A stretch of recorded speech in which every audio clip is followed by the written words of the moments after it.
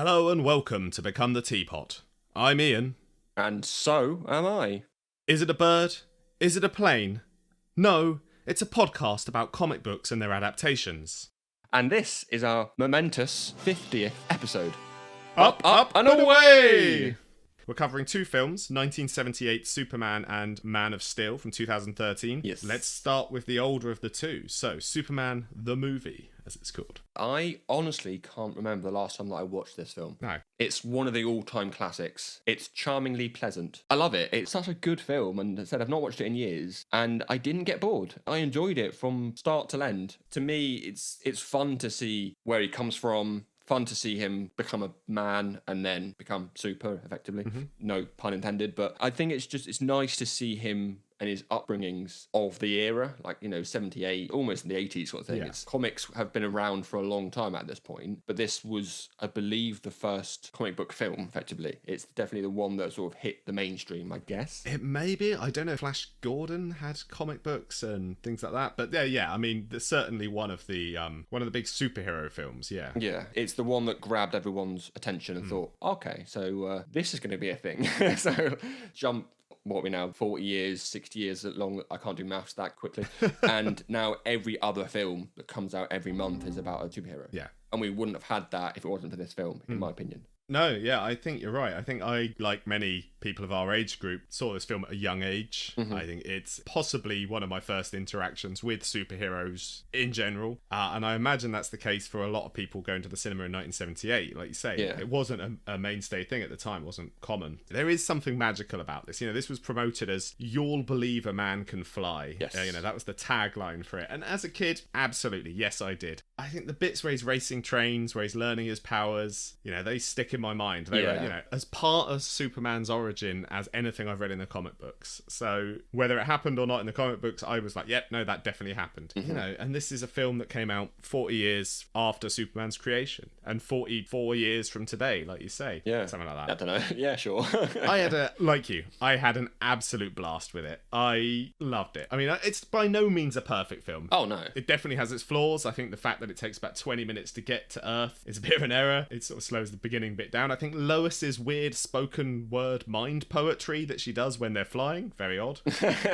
And I think there's a bit of a cop-out ending, of course. Oh, yeah. I don't mind a cop-out ending so much in an aspirational superhero film like this. To be fair, I did forget that this was the one that he turns time back. Yeah. And he does that by turning the Earth round the other way, which is not how it works. That's how it works, right? Yeah, I mean, that would destroy the Earth. Yeah. I'm going to say that was artistic license, and that was just them them showing a visual representation of Superman traveling in time. I think literally saying he turned the Earth back on his axis is, I think there's some physics issues involved there. Well, I mean, it's about a man who can fly, so, I mean, I think that goes out of the window completely. That's fair. I think this version of Clark Kent as a whole, I mean, he's just swell, isn't he? He's great. They even say that in the film, that he's just a swell guy. Mm-hmm. And not a lot of people use that word swell in the 70s, apparently. But it's a great word, and it does sum up who Clark is. Yeah. And then, like, you sort of flip to Superman, he fights for truth and the American way and all that sort of stuff. Yeah. He doesn't actually show up to halfway through the film. No. I love this portrayal. You're right. I think Christopher Reeve does an excellent job. He is honest and earnest and funny. I think there's that really great moment about midway through the film where he's doing the interview with Lois and he switches between Superman. It's after they've been flying. Yeah. He switches between Superman and Clark Kent. Mm-hmm. And you can see the physical changes, the raising of octave of his voice. Yes. His voice becomes more nasal and whiny as he becomes Clark Kent. He slouches in his clothes. And yeah, I mean, absolutely, I can fully believe people wouldn't see that they are one and the same person. Yeah. It isn't just glasses. People say, oh, he's just wearing glasses. No, he's not. He's changing his entire bodily demeanour. And you actually notice that the vast majority of the time in this film, no one looks at Clark. No one cares for him. He keeps saying things to them and no one pays him any attention. They shut lifts on him, they shut doors on him. Yep. And this is the idea. He is not just putting on some glasses and just walking around as himself. He is making himself invisible. Yes. Clark Kent is as important to the idea of Superman as Superman himself. Yes. Clark Kent is the character that was raised on Earth by Ma and Pa Kent. Yep. He is the character that falls in love with Lois and has all these family connections. And that's where a lot of the drama and a lot of the story can come from with a really powerful character like this. And then Superman is how you show him being his best self. Exactly, yeah. I mean, I do like the fact that he's been raised by such a nice old couple. They're charming, they're pleasant, they're just that old couple on a farm who couldn't have kids and now they've got a kid. Yeah. Fine, that's great. And that sounds weird, but I like the way that Jonathan Kent dies in this film. Yeah. The fact that he has a heart attack. There wasn't anything Superman could do for him. I think that's such a wholesome and human way to lose someone. That happens when he's quite young. So then he brings that forward into his adult life, which again just cements his human emotions into being Superman and Clark. Absolutely, yeah. I mean, it is the idea that he cannot save everyone no matter how much he tries, and it inspires him to try. Yeah. It also inspires him to make the decision he makes at the end of the film with turning back time. He really doesn't want to lose another person from his life. He can save this one person. He shouldn't, but he does it anyway. We'll talk about Man of Steel later, and I think this very much will come up as the difference between these two storytelling techniques is the idea that this serves a very human purpose, a very real purpose. Jonathan Clark's death is because Superman can't save everyone, and sometimes people just die of heart attacks when they're elderly. Yeah. I ended up watching Man of Steel on Thursday and then this on Friday. Right. And in all honesty, I don't know if my rating for this would be as favourable as it is if I had watched it the other way around. Right. You know? Yeah. I think seeing what Superman became really made me appreciate what came before. Yeah. Okay. Speaking of which then, shall we move on to Man of Steel 2013? I suppose we have to, don't we? Well, I mean, that tells me something. So, What are your thoughts of this film? I don't quite get the appeal for Henry Cavill.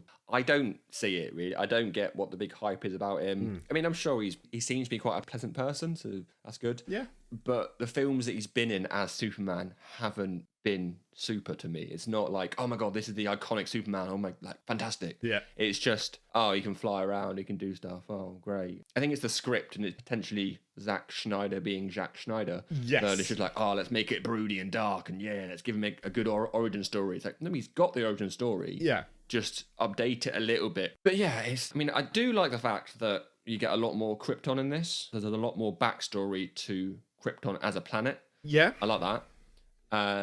Yep, so that's about what I like.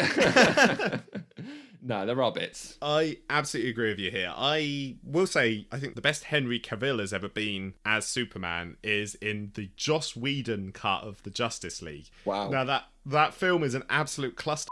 It's awful. But the moment where Superman steps forwards and is saying, like, I'm a big fan of truth, but I also like justice. And he does that cheesy line at the end. I'm thinking, if Henry Cavill could do that the whole time, I would believe that was Superman. Yes. And then Zack Snyder's Justice League comes out and they cut that whole bit, and instead he just lasers someone in the face and kills them, which is much... Yeah. It's quite a different take on the character. Obviously, we have been down on Zack Snyder in the past. We have talked about this several times in the podcast, that we don't really gel with his work. His views, I guess. His views, exactly. His take on characters, I think, is my main issue with him. But casting my mind all the way back to 2013, I was genuinely excited for this film. I watched the trailer, I analysed it. It had, and this is the piss take, it had lines in the trailer and in the film from one of my absolute favourite comics, All-Star Superman by Grant Morrison. The line about they will crawl and they will fall and then they will follow you into the sun. And that comic is a love letter to Superman. Right. And it is such a this is the perfect Superman. And it is quite frankly a piss take that they used in this film, because it is the complete opposite of the character we get here. It just blows my mind that this was someone's idea of this is how we reboot Superman. Yeah. I think we should probably, it may stem from the changes to his parentage, and we should probably talk about this. Yeah. Mark Kent, fine, in my opinion. I'm not going to say a name because I think everyone knows what his mum's called. Yeah, Jonathan Kent. I don't like him. No. Hands down, don't like him. No, thank you. He's not very supportive. After the bit where the bus crashes into the water, and Clark says something like, oh, well, what was I supposed to do? Not save them and they could die or whatever? And he's like, yeah, maybe. Yeah. No, you don't say that. You go, I understand it was a bit of a tough situation. You're what, 12, 14? I don't know how old he was. Maybe hide your face next time. Do it more carefully. But that is exactly what happens in every other version of Superman. It happens in the book. It happens in the original Superman the movie. The wholesome Ma and Pa Kent who raised an alien to become the best of us with a good old traditional values, and except in this film, the good old tradition values are not using your abilities to help anyone and potentially letting children die on a bus, and then also don't help me as I go and kill myself in a tornado for some reason. I mean, it's just absolutely no, don't stay. He's like a martyr. It was like he's just bored of the conversation and just thought, I'm gonna go kill myself. He is, like you said, in 78 Superman, the point of the death is to highlight that despite Clark's powers, he can't save everyone. Exactly. In this film, the point of his death is you shouldn't save anyone. Hide who you are and don't try and help people. Yeah. Your secret identity is more important than saving people, Clark. No, that is not what you should be being taught. This film is about, I don't know, 5-10 minutes longer than the original. There's not a great change there. No. But it just feels so much longer. It does. I was sat there about halfway through just hoping it to finish. Mm-hmm.